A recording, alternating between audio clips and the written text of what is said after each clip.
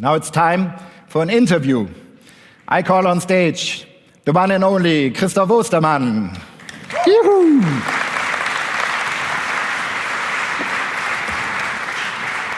Thank you, Jan. You sit here, Christoph. Okay. Hi.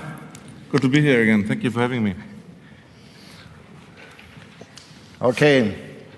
We make a little interview. We have 10 minutes. And of course, my first question for you, Christoph, is how does it feel to wear a badge that says Sonnen Corporate? Something has changed for you, right? You're a bloody bastard, Jan, to put this on my badge. How is it? It is different. I'm not used to wear a badge with corporate on it, and I don't feel like a corporate yet, actually. I still feel like a startup. Yeah, and you are still the CEO, and you can still manage the company almost like a startup, right? Absolutely. Yeah. Why did you sell your company to Shell, and what is special about Shell? Well, I think that Shell is actually one of the best possible partners for Sonnen, because on the one hand, they have everything that Sonnen needs for the next level and the next stage. This is not only the balance sheet, of course, yeah, but this is a global network. They have other portfolio companies that fit perfectly into our setup, that may help us completing our offering to the end customer. They actually do impressive things regarding new energies, which is not very known. Yeah? That's very cool. They have a global platform. It's a new business unit, right? New energies? It's a new business unit, absolutely. And you are now part of it? We are part of it, and we are a non-integrated company, which is also a new model for Shell, and which obviously gives us the opportunity to keep on with our management setup, with our strategy, and benefit from the advantages large corporate like Shell can give to us. Mm-hmm. And I think if we do it right and manage it right, which might be a challenge here and there, we can really unify the best of the two worlds, of the startup world and the corporate world. But I think it's really for Sonnen a very good move, and this will help us tremendously in order to scale up and reach the next level for the company. And it's quite interesting. Sonnen was founded 10 years ago. You all also have an anniversary. Yeah. Happy birthday. Oh, thank you very much. Actually, we founded the company in 2010, exactly as the Eco Summit, so almost the 10th birthday, but we started effectively in 2008 already, developing our technology. So it's been a while. Let's go back to the beginning when you started this company. How? Because you are actually a pioneer in the battery market, right? And you started this business earlier than many other companies. A lot of companies are making residential batteries. But why did you come up with this idea? I think you also worked on another idea before, but it wasn't so successful, and then you came up with the battery idea. Yeah, well, actually, my co-founder Thorsten and myself, we are around in renewable energies since a long time, since 2003, myself, and Thorsten even longer, since 2001. And initially we wanted this kind of battery for ourselves in order to really self-consume, self-generated power to power our homes 24/7 with self-generated sun power. And I must really say that at the stage when we founded the company, nobody got the idea, because the entire solar business in Germany turned around the feed-in tariffs we had at this time, and nobody thought even about self-consuming solar power.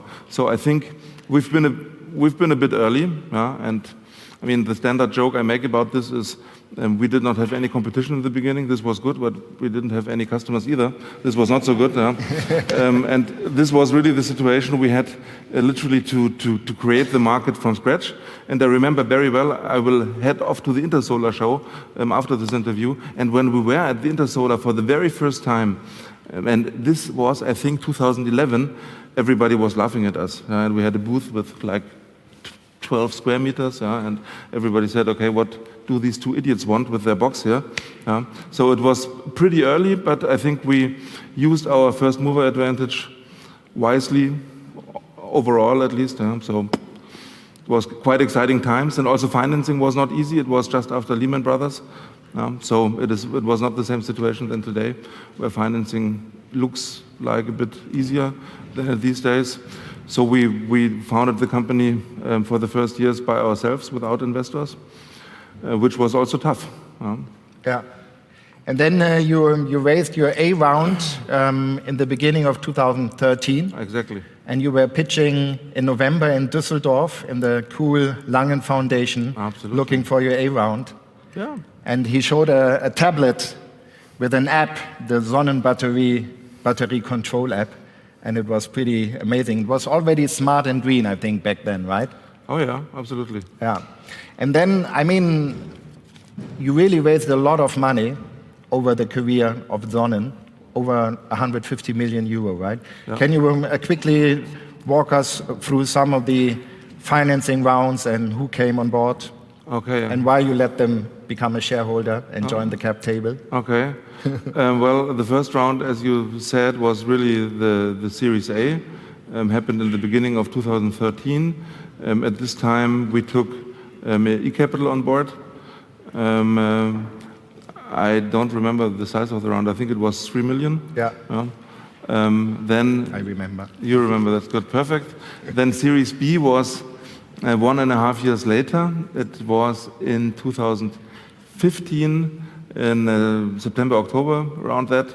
And then MVP, Munich Venture Partners, and Invent Capital were joining. I think they're... Z Ventures joined. Z Ventures joined, sorry. Exactly, you know my investors much better, perfect. I think they're also all here. And Invent Capital joined half a year or 3/4 of a year later. And then we had another financing round in late 16, early 17, where we got GE Ventures on board and Envision Energy from China. And the last round was actually bringing Shell Ventures on board a bit more than a year ago, beginning of 2018. And I think Shell even wanted to join earlier, but then the D round was already full, right? And they could only get in the E round.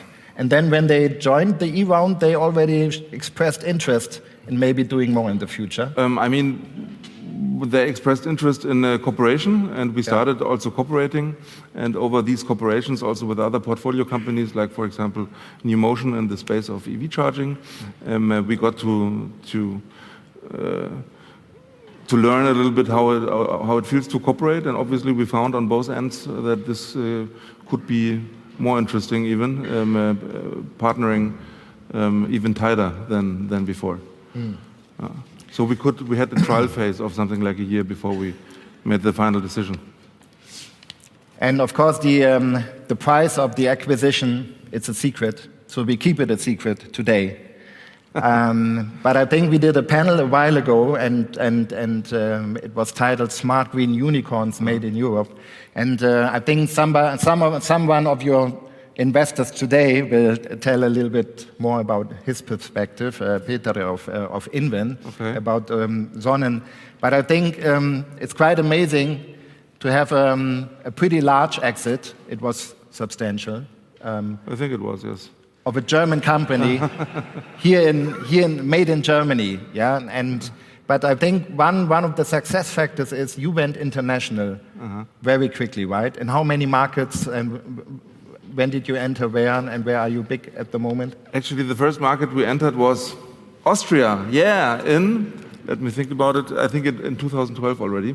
Yeah. Simply because we wanted to see how our product was selling in a market that was not over-subsidized regarding PV than Germany. Yeah. Then we started with European markets like Italy. We founded Sonnen Italy in 2015, but for regulatory reasons, we sold at a very low level, and market took literally off in 2016. In 2016, we also started our own operations in the US, where we entered already in 2014, and moved the entire operation to our Atlanta office in 2015, establishing there also manufacturing sites. So we are in the US now with something like 100 guys and a factory.